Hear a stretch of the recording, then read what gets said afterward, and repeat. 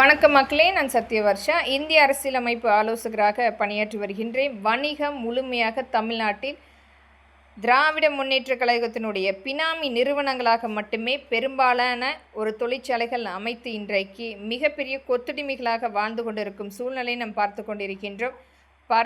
பரம்பரையாக வளர்க்கப்பட்ட தொழிற்சாலைகள் மற்றும் சிறுதொழில் பெருதொழில் அனைத்துமே இவர்களுடைய நேரடி பினாமி கட்டுப்பாட்டில் இயங்கிக் கொண்டிருக்கின்றது. வருகின்ற சட்டமன்ற தேர்தலுக்குரிய பண பரிவர்த்தனை முழுமையாக இந்த பினாமி நிறுவனங்களின் மூலம் ஒரு மிக எளிதாக மக்களிடத்தில் கொண்டு போய் சேர்ப்பதற்குரிய பங்கீடாக மாற்றிக்கொண்டிருக்கின்றார்கள்.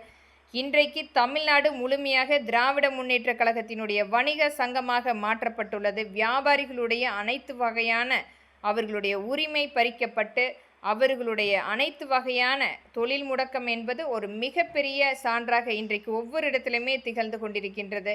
ஆனால் இதை பற்றி எதுவுமே கவலை கொள்ளாமல் தன்னுடைய குடும்பத்தை மட்டுமே ஒரு கார்ப்பரேட் நிறுவனமாக இயக்கி கொண்டிருக்கும் திராவிட முன்னேற்றக் கழகம் மக்களுக்குரிய பங்களிப்பு கொடுக்க வேண்டுமானால் தொழில் அனைத்தையுமே முடக்கம் செய்து இவர்களுடைய பினாமி நிறுவனங்களாக முழுமையாக மாற்றிவிட்டது. ஆனால் வருகின்ற சட்டமன்ற தேர்தல் என்பது எளிமையாக பண பரிவர்த்தனை செய்வதற்குரிய அங்கமாக வணிகத்துறையை இவர்களுடைய கட்டுப்பாட்டில் இயங்கிக் கொண்டிருக்கின்றது.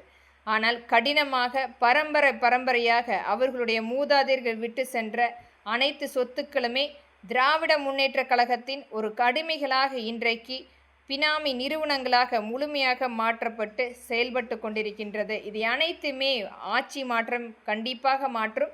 மக்களே, இது அனைத்து மக்களுக்குரிய மிகப்பெரிய பிரச்சனை.